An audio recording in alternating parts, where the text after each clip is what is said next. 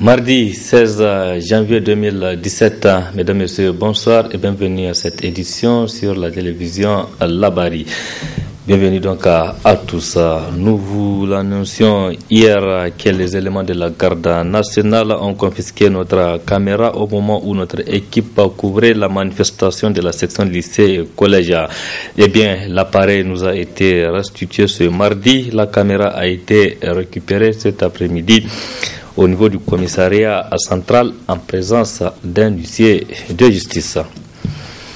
Demain, mercredi 17 janvier 2018, cela fera 3 ans que les manifestations violentes avaient éclaté à Niamey en réaction à l'attaque de Charlie Hebdo. Des manifestations qui ont malheureusement dégénéré après le déplacement des autorités nigériennes en France pour compatir. Des bars, restaurants et des églises ont été saccagés par les manifestants en colère. 3 ans après, l'association nigérienne des professionnels du tourisme et de l'hôtellerie a rendu public cet après-midi une déclaration dans laquelle l'association a rendu hommage à leurs collègues qui ont perdu leur vie. Suivez un extrait de cette déclaration.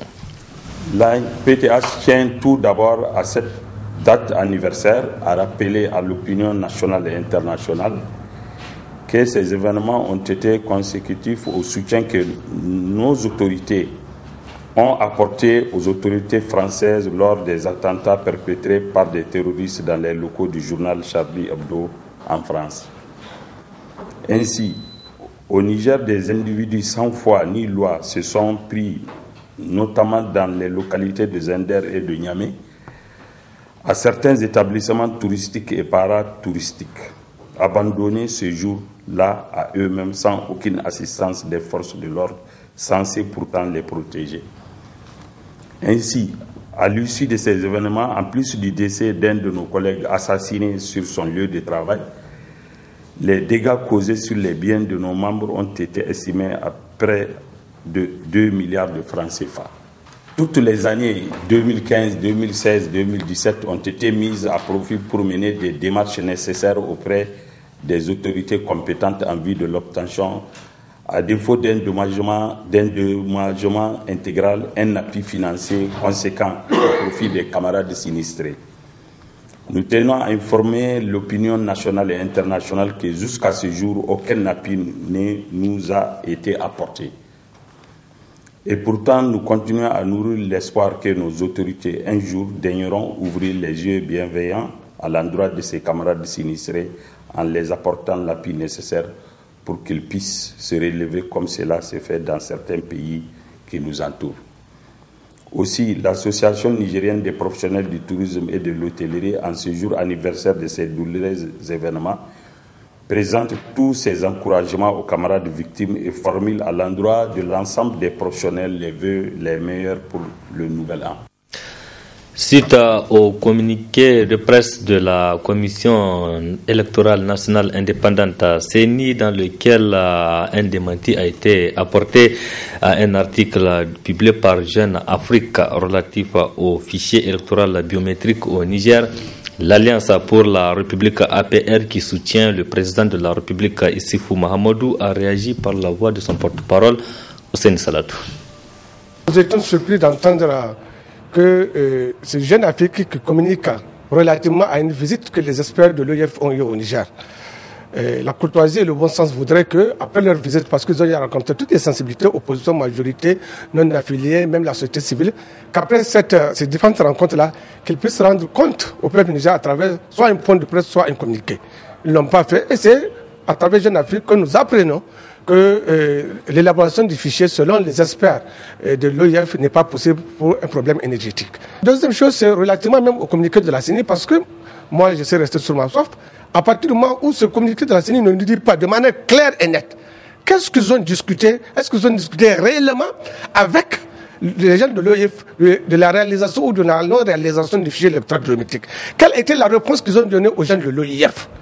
Voilà des questions sur lesquelles ils doivent de manière claire et nette éclairer la lanterne des Nigériens. Est-ce qu'ils ont effectivement discuté avec les gens de l'OIF sur la réalisation ou non du fichier? Et quelle a été leur réponse? à travers ce communiqué, en tout cas, je ne trouve pas de réponse claire et nette. Une chose est sûre, nous avons des inquiétudes parce que depuis que cette CENI a été installée, on ne remarque pas ce qu'elle est en train de faire. La CENI doit communiquer. Et la première chose pour nous, c'est l'élaboration d'un chronogramme qui nous dit véritablement qu'est-ce qu'elle veut faire d'ici l'horizon 2021. Comment elle pense, dans quel timing elle veut réaliser le fichier, quand est-ce qu'elle est en train de recruter l'opérateur, quand est-ce que le fichier va être élaboré, quand est-ce que les élections locales vont être faites, quand est-ce que les élections, comment elle envisage de préparer les élections présidentielles. Mais on est là, dans une confusion totale. On sait à travers en tout cas un certain nombre de personnes qu'on attend, ils ont lancé un avis d'appel d'offres et qu'ils sont en train de recruter le directeur de la DFEB et son adjoint, etc. Non, je pense qu'il y a quelque chose qui ne va pas. Il faut que la SONI sorte pour nous faire de temps en temps l'état du lieu de ce qu'elle est en train de faire et sortir un chronogramme en bonne et due forme pour que nous sachions quel est le programme qu'elle a établi, qu'est-ce qu'elle veut faire de telle période à telle période, pour que lorsqu'il y a des retards, les gens puissent l'interpréter pour lui dire, faites attention, il y a quelque chose qui ne va pas. Mais nous pensons que dans cette confusion-là, ça ne peut pas aller. Et la preuve, voilà, c'est des experts sortis de je ne sais où qui viennent nous dire que l'élaboration du fichier électoral biométrique n'est pas possible. Pourquoi? La raison fondamentale pour un problème d'énergie. Mais tous les pays qui ont élaboré le fichier électoral, est-ce que l'ensemble de leur territoire a de l'énergie? Non, je pense qu'il ne faut pas distraire les Nigériens. Il ne faut pas nous amener à la situation de 2014 et ça, on ne peut pas l'accepter.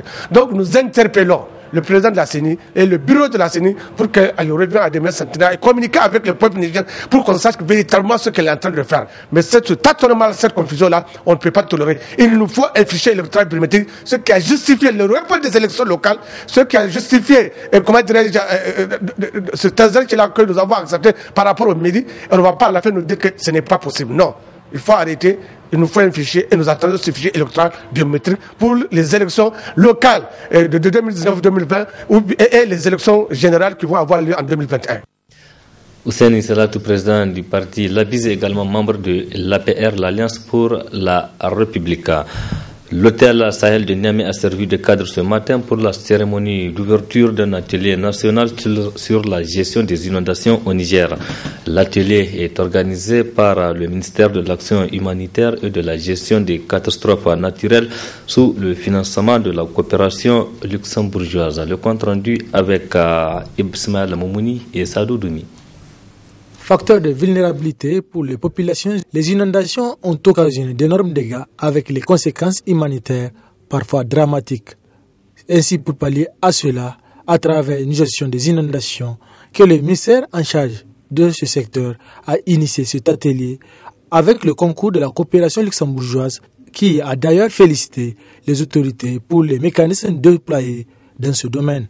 Nous avons par ailleurs constaté les efforts laborieusement consentis par votre gouvernement en relation avec ses partenaires humanitaires pour apporter des réponses au cas par cas en vue de réduire la vulnérabilité des communautés affectées. C'est ici pour moi le lieu de saluer les efforts du gouvernement nigérien pour la gestion et la prise en charge effective de l'ensemble des situations nées de l'exposition des populations aux risques les plus divers.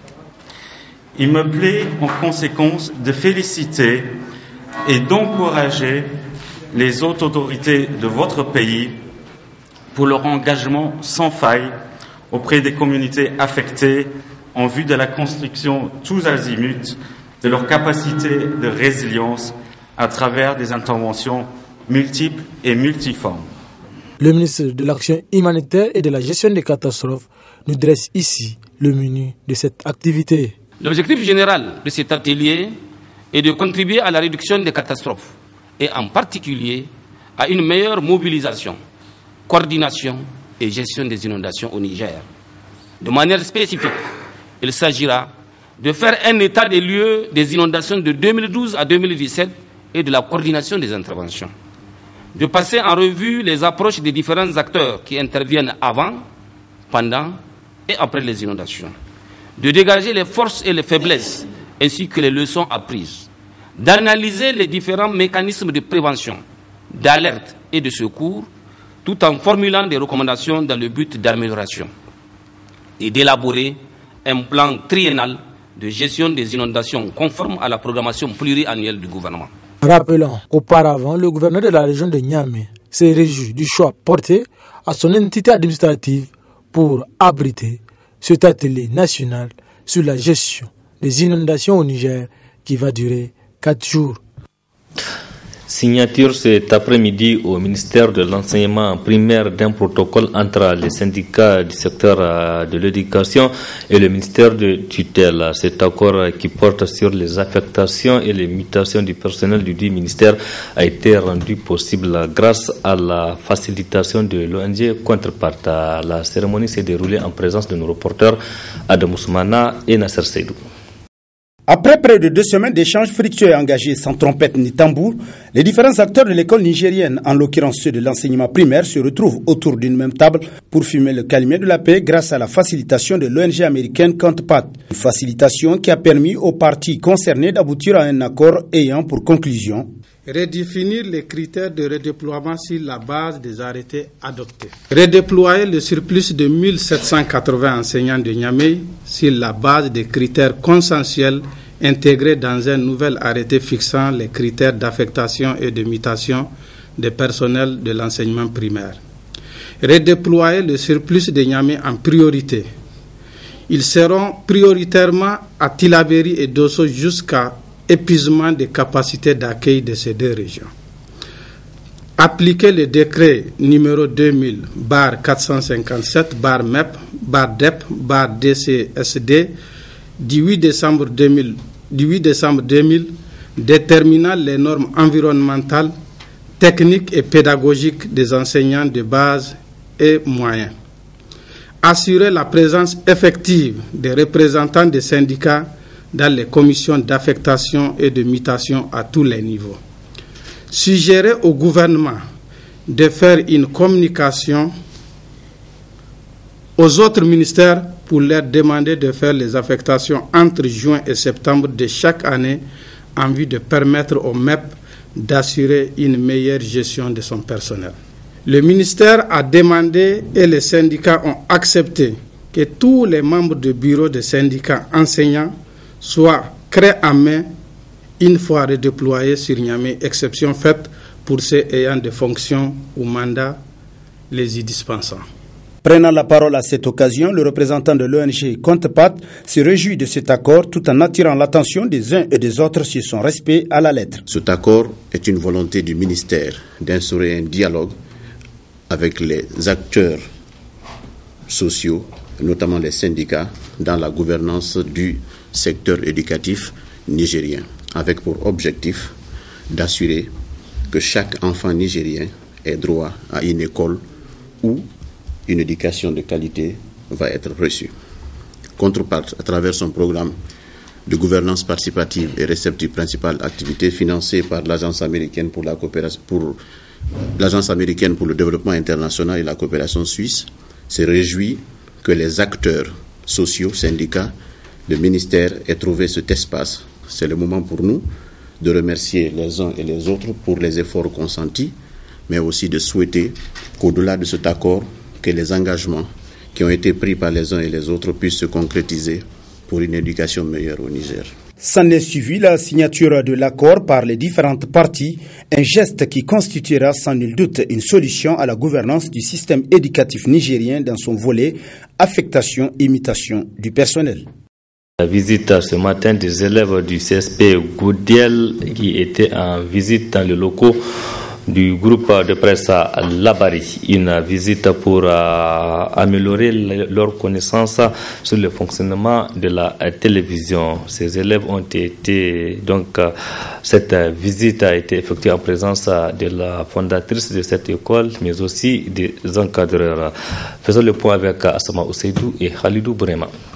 Améliorer leur connaissance d'études sur le fonctionnement de la télé, tel est l'objet de cette visite du CSP Goudiel dans les locaux du groupe de presse Labari.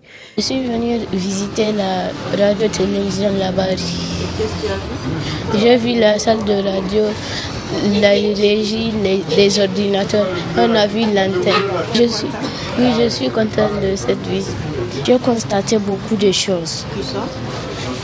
Que je ne savais pas, maintenant je les ai connus. Le studio de radio Avec l'antenne là-bas qu'on vient de visiter tout de suite. Et le maître nous a expliqué beaucoup de choses par rapport à ça. La télévision nous éduque, elle nous apprend des choses qui ne sont pas nouvelles. J'ai visité les différents services pour voir comment on fait pour voir les gens dans la télévision et ils changent des habits. Les élèves se réjouissent de cette visite très instructive. On est venu visiter Télé Labari, c'est par rapport à une leçon que les élèves du CM2 ont fait en classe, c'était sur la télévision. Et on a eu l'opportunité avec un parent qu'on a qui nous a supporté, qui nous a aidés pour venir visiter, pour faire de l'abstrait au concret. Parce que c'est ça. Les enfants, ils ont étudié la télévision, mais on voulait voir exactement c'est quoi la télé. C'est ça qui nous amène ce matin à la télévision Labari. Et on est très contents, satisfaits de la visite et merci beaucoup. Il faut noter que cette visite du CSP Goudiel dans les locaux du groupe de presse Labari a conduit ses élèves dans les différents services de Labari, du studio radio à la régie en passant par la salle de montage. Au final de cette édition, merci à vous de l'avoir suivi. Restez en compagnie du programme de la télévision Labari. Excellente et au revoir. Excellente nuit à toutes et à tous. Au revoir.